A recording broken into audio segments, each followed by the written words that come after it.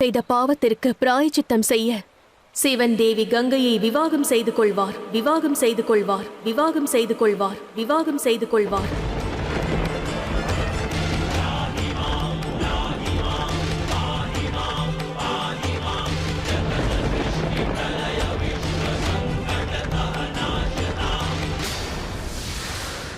அதற்கு வாய்ப்பில்லை.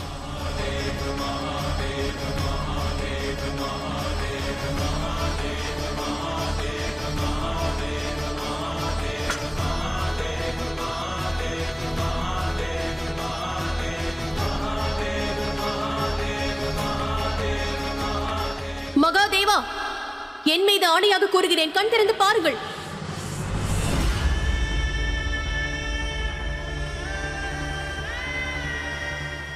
மகாதேவா, தங்களை வேண்டி கேட்கிறேன், கங்கை அக்காவை விவாகம் செய்து கொள்ளுங்கள். சிவனின் மனதில் சக்தி இருக்கிறாள், அவளே என்றும் இருப்பாள். வேறெவருக்கும் சிவன் சொந்தம் அல்ல.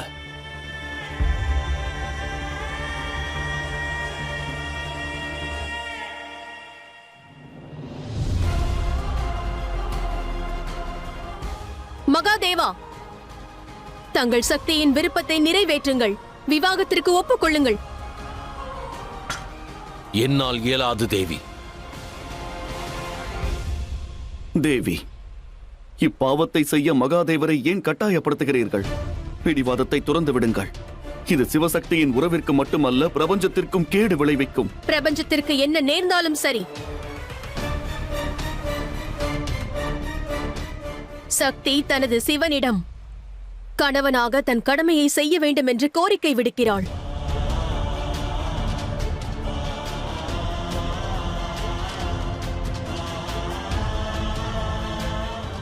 இது எனது இறுதி விருப்பம் மகாதேவா.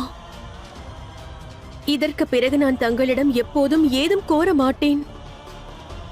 கங்கை அக்கா பல வருடங்களாக பிரிந்துள்ளார்கள், தங்களை வணங்கி வந்தார்கள். இது எனது தருணம். தங்களை பிரிந்து செல்வதற்கு பிரிந்திருந்து தங்களை வணங்க வேண்டிய தருணம் இது.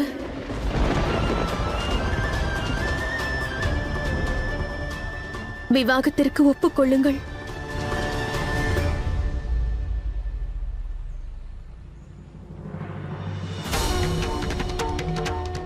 ஒரு பதியின் கடமை வேறொரு பெண்ணை விவாகம் செய்து கொள்வதல்ல தேவி பார்வதி.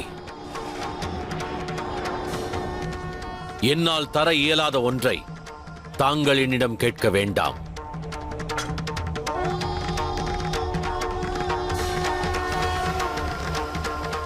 காலம் கடப்பதற்குள் உணருங்கள் தேவி கங்கையே, தங்கள் தவறை திருத்திக் கொள்ளுங்கள். இந்த மாபெரும் தவறு நடப்பதில் இருந்து தடுத்து நிறுத்துங்கள். சிவசக்தி இடம் மன்னிப்பு கோருங்கள் தேவி. இதற்கு மன்னிப்பு கோர வேண்டும் தேவரிஷி? பார்வதி சரியான முடிவை தான் எடுத்திருக்கிறாள். தேவி கங்கையே, மகாதேவர் ஒருவேளை தங்களை விவாகம் செய்து கொண்டாலும் அவர் உங்களுக்கு சொந்தமானவர் ஆவாரா? உங்கள் மீது அவர் அன்பு காட்டுவாரா? அன்பில்லாத உறவை அடைய ஏன் நீங்கள் விரும்புகிறீர்கள்? இவ்வாறு செய்வதால் தங்களுக்கு என்ன லாபம்? மகாதேவரை விவாகம் செய்து கொள்வதில் தான் என் வெற்றி உள்ளது. முழுமையற்ற உறவு என்றுமே மனவேதனைகளைத்தான் தரும் தேவி கங்கா. வெறுப்பு மற்றும் குரோதத்திற்கு காரணமாகிறது. ஆனால் தங்களுக்கு அதை பற்றிய கவலை இல்லை. எந்த உறவு எனக்கும் உங்களுக்குமான உறவு முழுமையற்று இருந்த பொழுது தங்களுக்கு இதை பற்றி எல்லாம் எண்ணம் வரவில்லையா?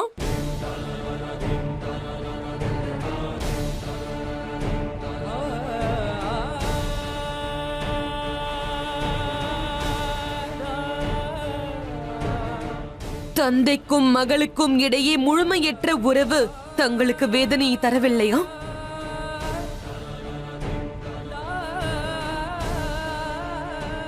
தங்களது வெறுப்பிற்கும் குரோதத்திற்கும் அது காரணமாகவில்லையா?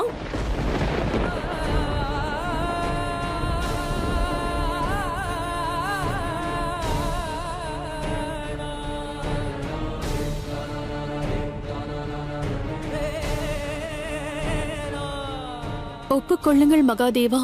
தங்கள் மீது களங்கம் சுமத்தப்படுவதையோ தங்களை கேள்வி கேட்பதையோ என்னால் பார்த்து கொண்டிருக்க இயலாது.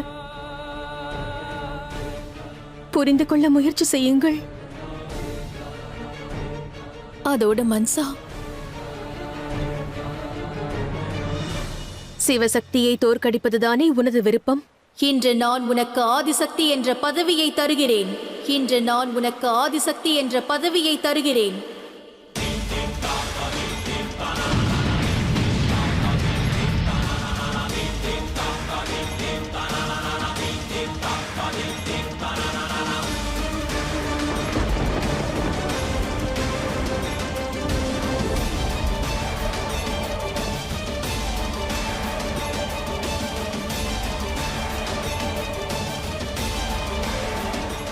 ஆனால் மன்சா, இந்த பதவியை நீ பெற்ற பிறகு மகாதேவர் மீது நீ கொண்டுள்ள கோபத்தை மறந்துவிடு.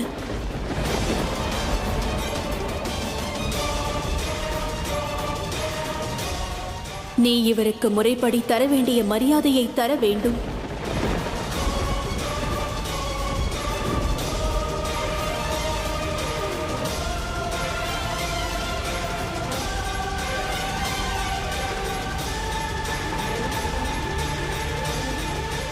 தாங்கள் கூறுவதென்ன தேவி பார்வதி?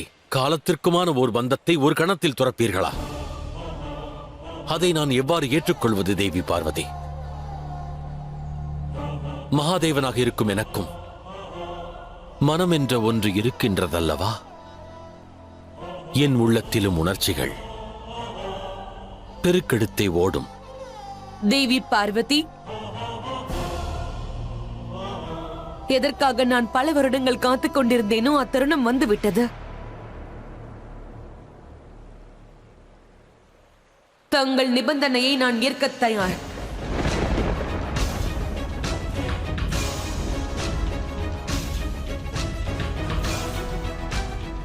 தாங்கள் தங்கள் ஆதிசக்தி என்ற பதவியை துறந்தால் நான் சிவன் மீதான என் விரோதத்தை துறக்க தயார். விரோதத்தை துறக்க தயார்.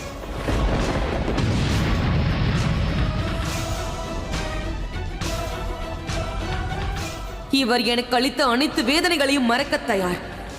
என் வன்மத்தை மறந்து மன்னிக்க தயார்.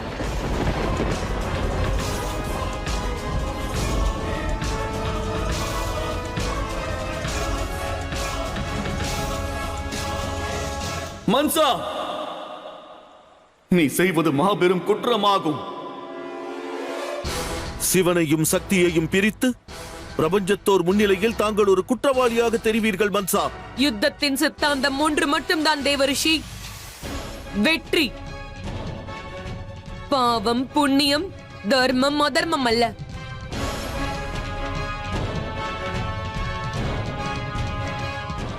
தேவி பார்வதி, தங்களது மகாதேவர் இதுவரை ஒப்புதல் அளிக்கவில்லையே. விவாகம் செய்வதற்கு இரு தரப்பினரின் ஒப்புதலும் மிக அவசியம் அல்லவா? அதற்கான ஒப்புதல்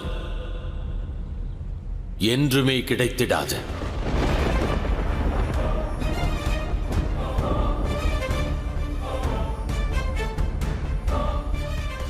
இறுதி முறையாக தங்களை கேட்கிறேன் மகாதேவா. தாங்கள் சகோதரி கங்கையை விவாகம் செய்வீர்களா மாட்டீர்களா? எத்தனை முறை வினவினாலும் எனது பதில் ஒன்றே, விவாகம் செய்து கொள்ள மாட்டேன். தாங்கள் தங்கள் முடிவில் திடமாக இருந்தால் பிறகு நானும் என் முடிவில் திடமாக இருப்பேன். நான் பர்வத அரசர் ஹிமவானின் மகள் பார்வதி. என் தந்தையிடமிருந்து ஒரு விசேஷமான வரத்தை பெற்றிருக்கிறேன். நான் எப்போது விரும்பினாலும் எனது இந்த மானிட ரூபத்தை துறந்து பர்வத ரூபத்திற்கு மாற இயலும்.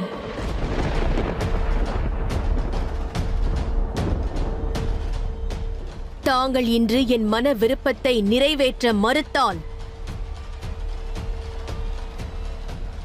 பிறகு நான் பார்வதியில் இருந்து பர்வதமாக மாறிவிடுவேன். பர்வதமாக மாறிவிடுவேன்.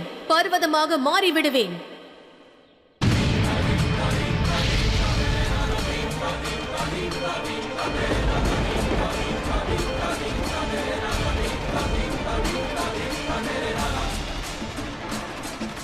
அதன் பிறகு தாங்கள் எண்ணினாலும் என்னை காண இயலாது.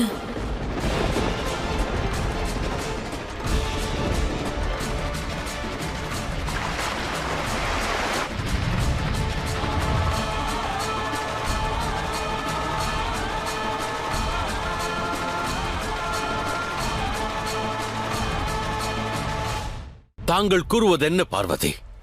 ஏன் இந்த பிடிவாதம்?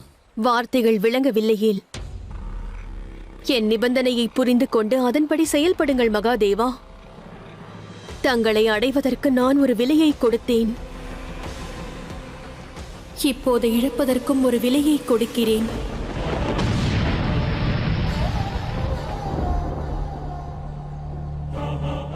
இதுவே சரியான முடிவு மகாதேவா. காதலில் மிகவும் அழகானதே இதுதானே. சூழ்நிலைக்கு ஏற்றாற்போல் காதலின் அடையாளமும் முற்றிலுமாக மாறிவிடுகிறது. நான் உங்களை இந்த சூழ்நிலைக்கு ஏற்றாற்போல் கட்டுப்படுத்துவது என் காதலின் வெளிப்பாடு மட்டும்தான். இது பேரழிவாகும், இது பேரழிவாகும், இது பேரழிவாகும். இந்த சிவனின் அழிவு.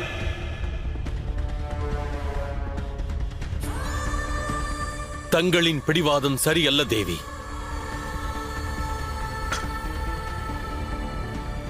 தாங்கள் என்ன எண்ணினாலும் எனக்கு கவலை இல்லை. ஆனால் ஒன்றை நினைவில் கொள்ளுங்கள். தாங்கள் இந்த விவாகத்திற்கு ஒப்புக்கொண்டால் மட்டுமே நான் இந்த ரூபத்திலேயே இருப்பேன். தங்களை பிரிந்திருப்பேன். ஆனால் ரூபத்தை மாற்றிக்கொள்ள மாட்டேன். எப்பொழுதாவது தங்களை காண வாய்ப்புள்ளது, சந்திக்க வாய்ப்புள்ளது. தங்களது லோக நன்மைக்கான கடமையில் நான் தங்களுக்கு உதவவும் வாய்ப்புள்ளது.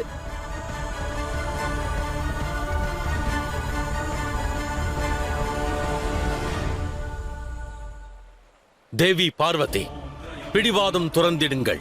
தங்களை பிரிந்து என்னால் வாழ இயலாது என்பதை அறிவீர்கள். நான் எனது முடிவை எடுத்துவிட்டேன் மகாதேவா. இனி முடிவு தங்களுடையது. பார்வதியான நான் ஒரு பர்வதமாக மாறுவதை இப்பிரபஞ்சத்தோர் காண போகிறார்கள். நான் ஒரு முழு பர்வதமாக மாறும் வரை மகாதேவர் தன் முடிவை எடுப்பதற்கு நேரம் உள்ளது. தயை கூர்ந்து இத்தவறிழைக்க வேண்டாம் தேவி. வேண்டாம் தாயே.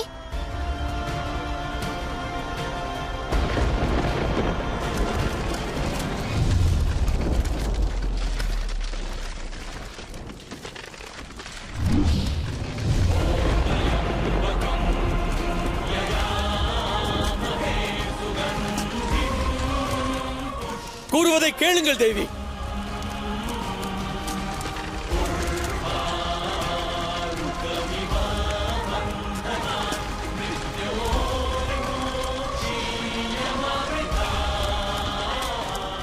கூறுவதை கேளுங்கள் பார்வதி.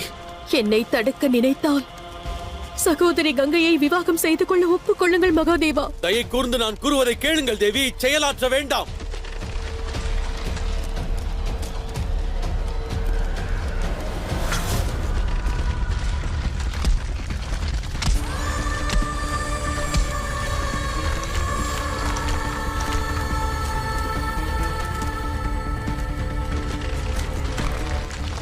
தேவி, செயலாற்ற வேண்டாம். என்னை பிரிந்து செல்லாதீர்கள். இனி தங்கள் வேண்டுகோளை நான் கேட்க மாட்டேன் மகாதேவா.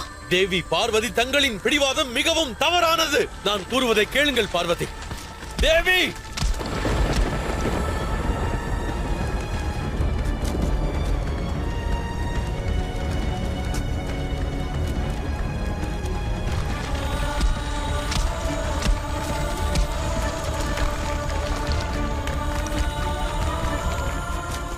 தேவி பார்வதி, இது மன்சாவின் வெற்றிக்கான காட்சியாகும். இப்பிரபஞ்சம் இதை காணட்டும்.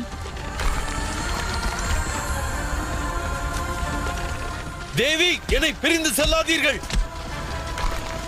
தேவி பார்வதி, இவ்வாறு செய்யாதீர்கள்.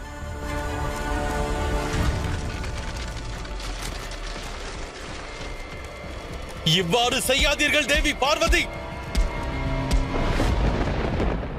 நான் கூறுவதை கேளுங்கள் பார்வதி. பிரிந்து செல்ல வேண்டாம். தங்களை பிரிந்து என்னால் வாழ்ந்திட இயலாது தேவி பார்வதி.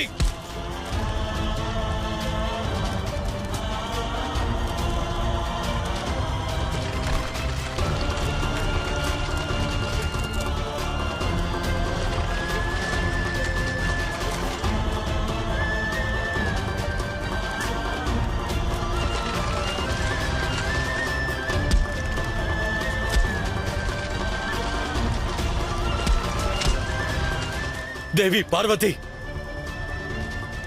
செல்லாதீர்கள் தேவி பார்வதி. இதுவே நம் இறுதி சந்திப்பு. இதுவே நம் இறுதி சந்திப்பு.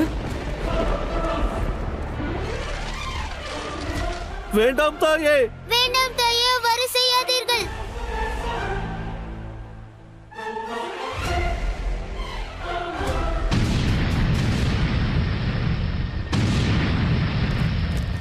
தேவி பார்வதி,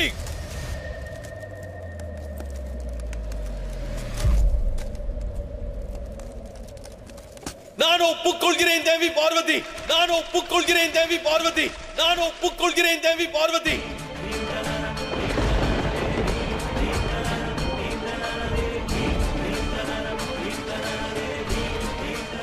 தேவி கங்கையை நான் விவாகம் செய்கின்றேன்.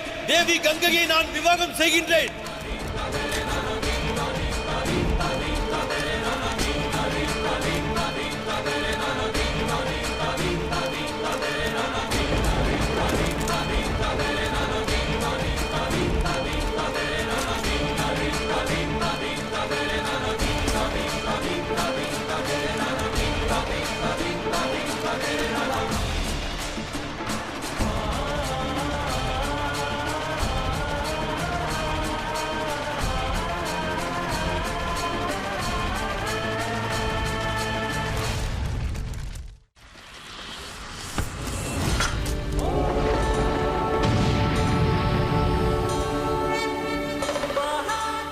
செல்லுங்கள் தேவி கங்கையே, விவாகத்திற்கான ஏற்பாடுகளை துவங்கிடுங்கள்.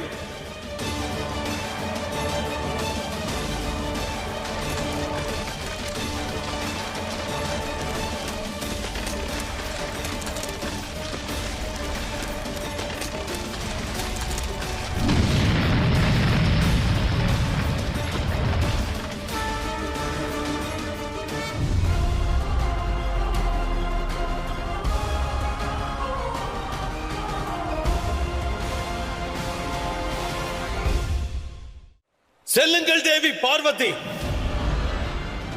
தாங்களும் சென்று விவாகத்திற்கான ஏற்பாடுகளை செய்யுங்கள்.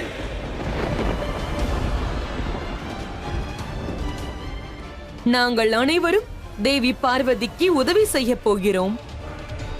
இந்த திவ்யமான விவாகத்தில் அவரவர் பங்களிப்பு நிச்சயமாக இருக்கும்.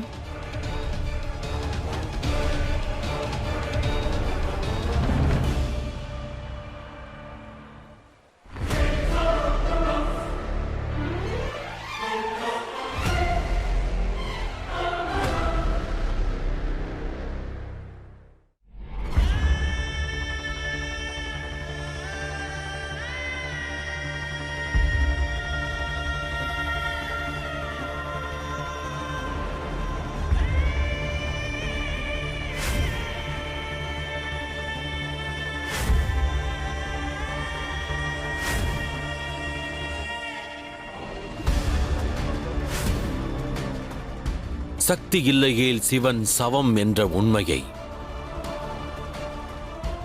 அறிந்திருந்தும் தாங்கள் ஏன் இந்த முடிவை எடுத்தீர்கள் தேவி பார்வதி? இது எனக்கும் ஒன்றும் எளிதான முடிவல்ல மகாதேவா. ஆனால் நான் என்ன செய்வேன்? சக்தி அல்லவா? தனது சிவன் கடமை தவறுவதை பார்த்து கொண்டு என்னால் எவ்வாறு அமைதியாக இருக்க இயலும்? என்னை மன்னித்து விடுங்கள். என்னை மன்னித்து விடுங்கள் மகாதேவா. என்னை மன்னித்து விடுங்கள்.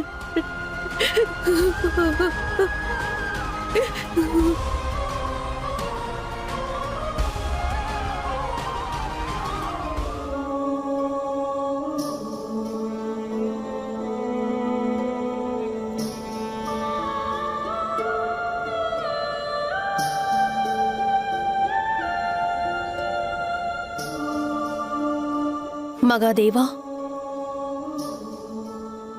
வாருங்கள். விவாகத்திற்கான நேரம் நெருங்கிவிட்டது. வாருங்கள், தங்கள் மனவேதனையை மறந்து புதிய வாழ்க்கையை இனிமையாக துவங்குங்கள்.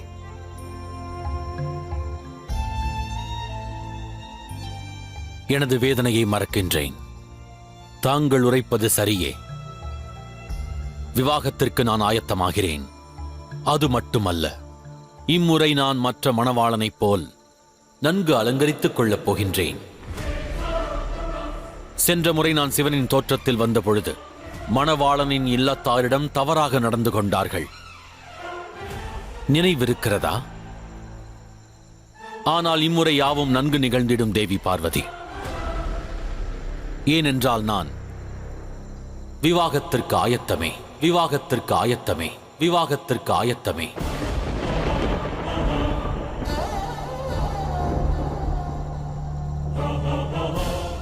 வாருங்கள்.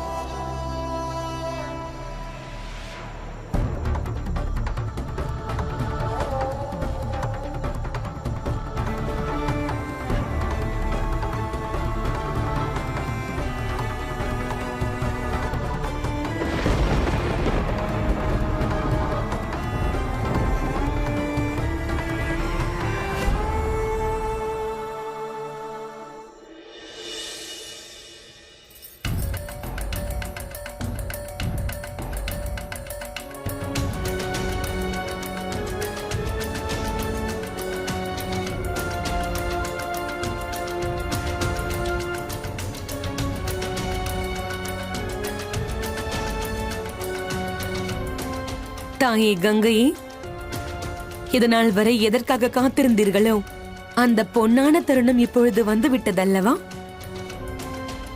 அன்னை கங்கைக்கும் மகாதேவருக்கும் விவாகம். இது கொண்டாட்டத்திற்கான தருணம். மகிழ்ச்சியாக இருங்கள்.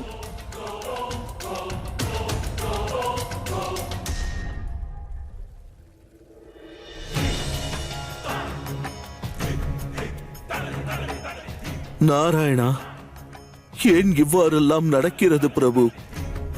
காலம் துவங்குவதற்கு முன்பிலிருந்து ஒன்றாக இருக்கும் சிவசக்தி, ஆதி முதல் அந்தம் வரை இணை பிரியாமல் இருக்க வேண்டிய சிவசக்தி இவ்வாறு பிரிவதற்கு என்ன காரணம்? இது விதியின் முடிவாகும் தேவரிஷி. விதி என்றுமே நரனையும் பார்ப்பதில்லை, நாராயணனையும் பார்ப்பதில்லை. சிவன் சவமாவதை பற்றி கவலைப்படுவதும் இல்லை. பொறுத்திருப்போம். விதி அடுத்து என்ன எழுதியிருக்கிறது என்பதை காண. அதை அனைவரும் தான் காணப்போகிறோம் நாராயணா.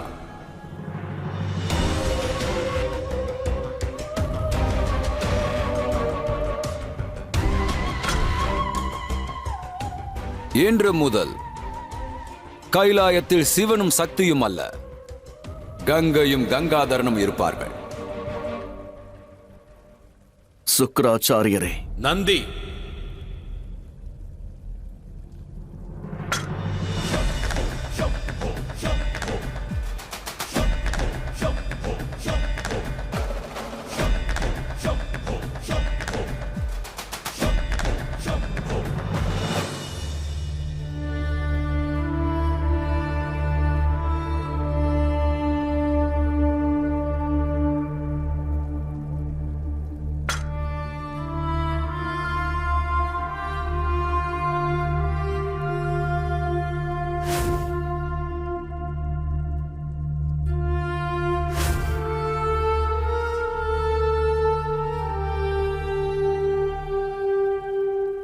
கூறுங்கள் மகாதேவா. விவாகத்திற்கு ஏற்பாடுகளை செய்கிறீர்கள். மணவாளனை மறந்து விட்டீர்களா? இன்று நான் அலங்காரம் செய்து கொள்வேன். யாவர் கண்களுக்கும் அழகானவனாக, அதிரூப சுந்தரனாக ஆயத்தமாவேன். என் வஸ்திரங்களையும் ஆபரணங்களையும் கொண்டு வா.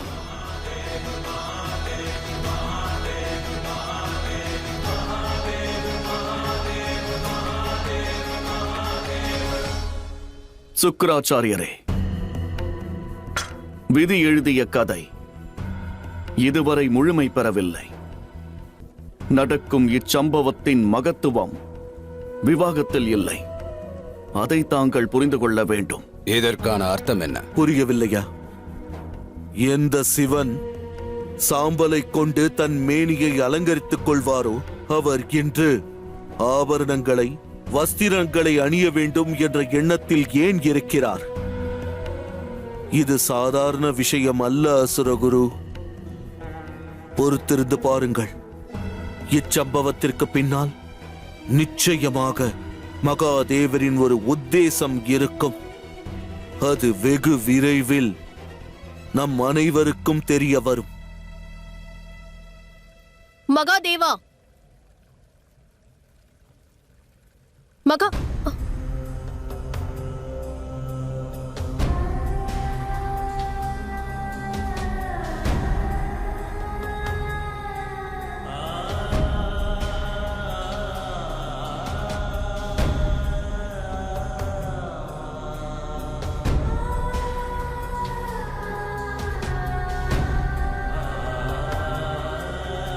தாயே, மகாதேவர் தன்னை அலங்கரித்துக் கொண்டிருக்கிறார்.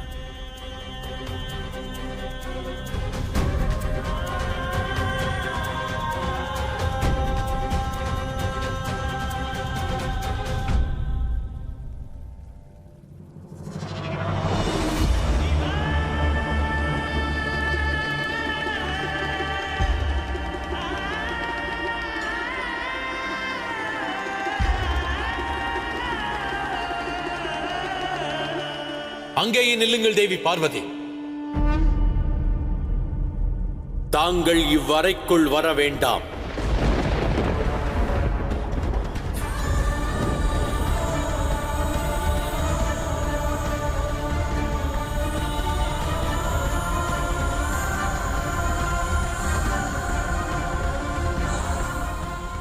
அதோடு நினைவிருக்கட்டும், உறவற்ற ஒரு ஆடவரின் அறைக்குள் வருவது உச்சிதமல்ல தேவி.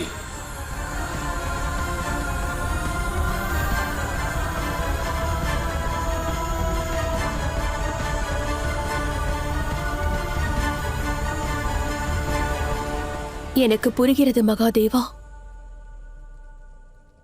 தாங்கள் இவ்வாறு கடினமான வார்த்தைகளை பிரயோகித்து என்னை காயப்படுத்த எண்ணுகிறீர்கள்.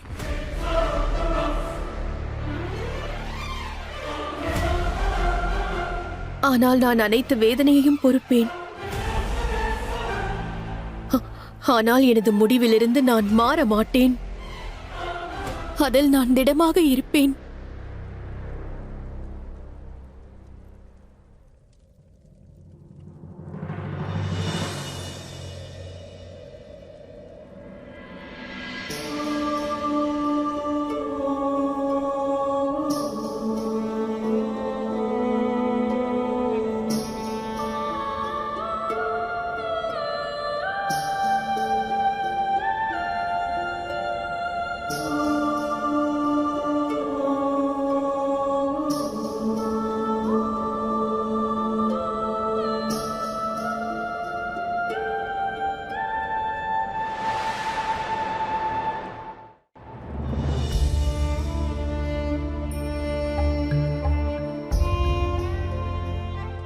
நன்கறிவேன் தேவி.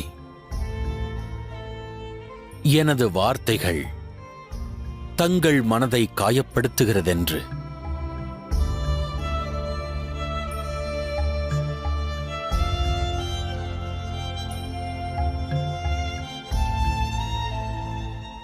ஆனால் எனது எண்ணம்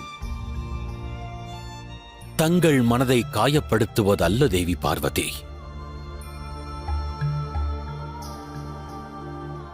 எனது எண்ணம்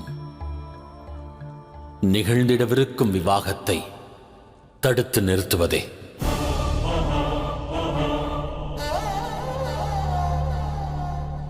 எவ்வாறு நான் என்னை அலங்கரித்துக் கொள்வது? என் அலங்காரத்திற்கு அவசியமானது ஒன்றே.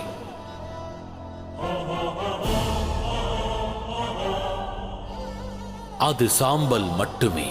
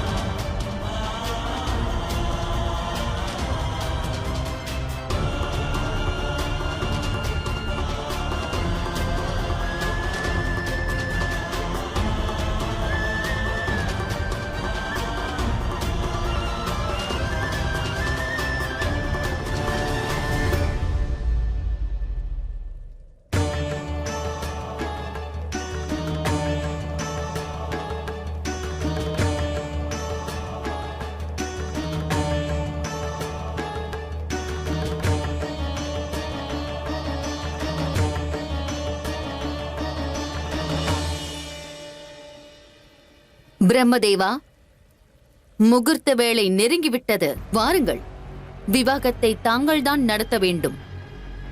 நானா? வேதங்களும் மந்திரங்களும் வார்த்தைகளும் தங்களிடமிருந்துதானே உதயமானது. இந்த விவாகத்தை நடத்துவதற்கு தங்களை விட தகுதியானவர் வேறு எவர் இருக்கிறார் பிரம்மதேவரே? சிவனுக்கும் சக்திக்கும் இதில் எந்த மறுப்பும் இல்லாத பொழுது தாங்கள் எதற்காக சிந்திக்கிறீர்கள்? நாராயணா, செல்லுங்கள் பிரம்மதேவா. நாம் அனைவரும் சாட்சி மட்டுமே. விதி தனது தீர்ப்பை எப்பொழுதோ எழுதிவிட்டது. செல்லுங்கள்.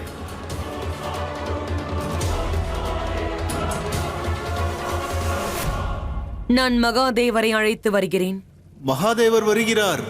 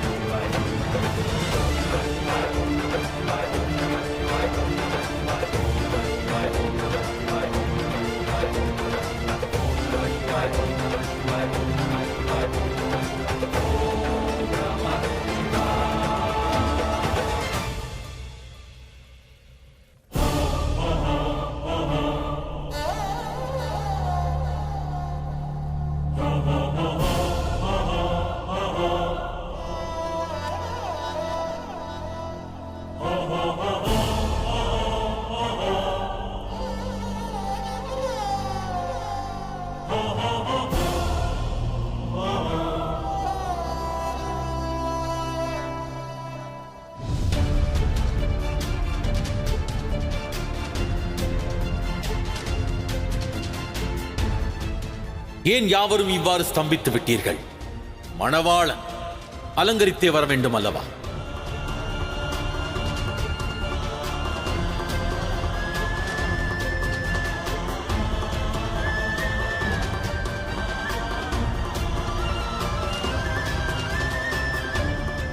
விவாக முறையினை துவங்குங்கள்.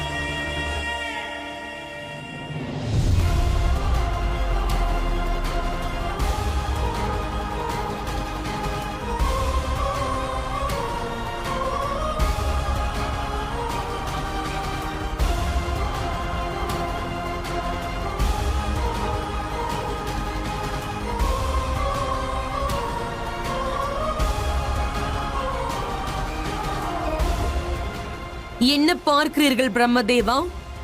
விவாக முறையை துவங்குங்கள். எனது பல நாள் கனவை இன்று தாங்கள் நினைவாக்குங்கள், நினைவாக்குங்கள், நினைவாக்குங்கள்.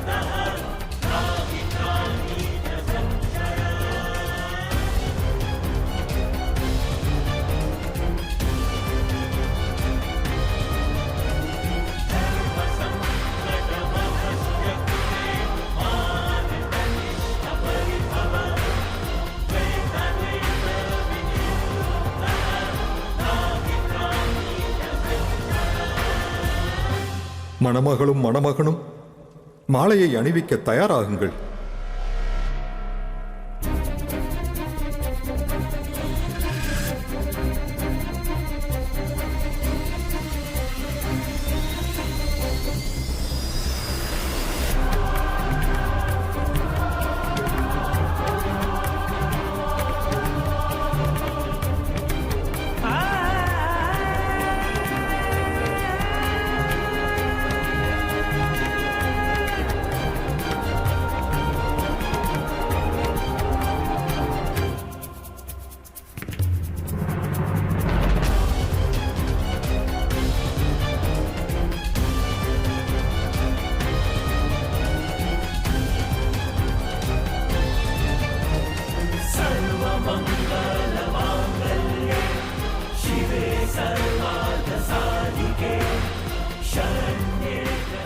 ஒருவருக்கு ஒருவர் மாலையை அணிவியுங்கள். இச்சடங்கை நிறைவேற்றுங்கள். இச்சடங்கை நிறைவேற்றுங்கள்.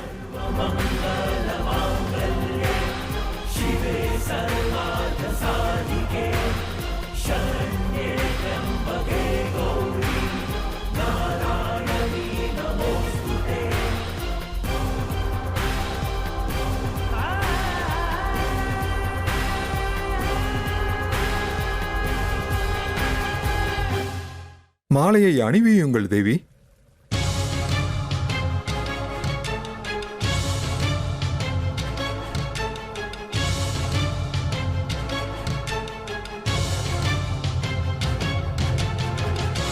பார்வதி,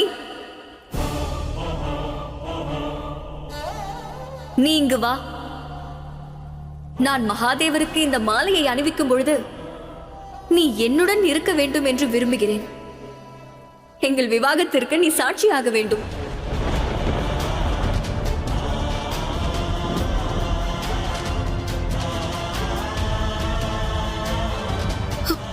வேண்டாம் அக்கா, என் உயிரினும் மேலான என் கணவரை தங்களுக்கு ஒப்படைத்து விட்டேன். அந்த காயத்தை மேலும் அதிகப்படுத்தாதீர்கள். என்னால் அதை தாங்கிக் கொள்ள இயலாது. உங்களை நான் வேண்டி கேட்டுக்கொள்கிறேன்.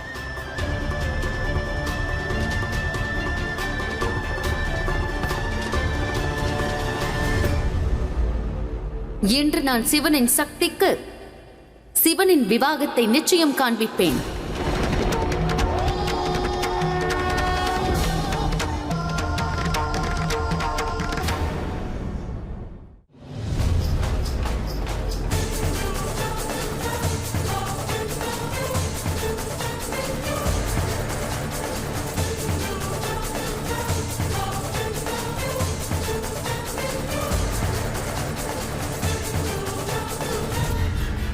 மகாதேவா, தேவி கங்கைக்கு மாலையை அணிவியுங்கள்.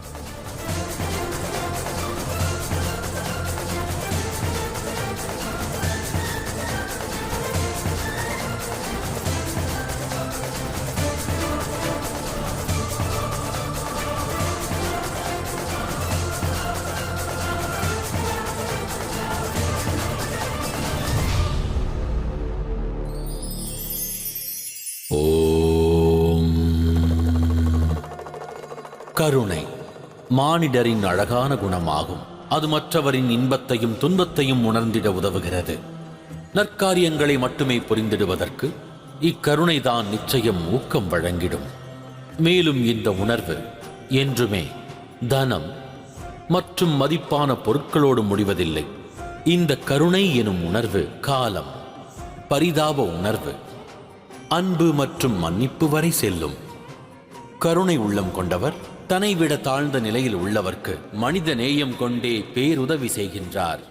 அச்சமயம் அவர் சிவனாகவே மாறுகின்றார்.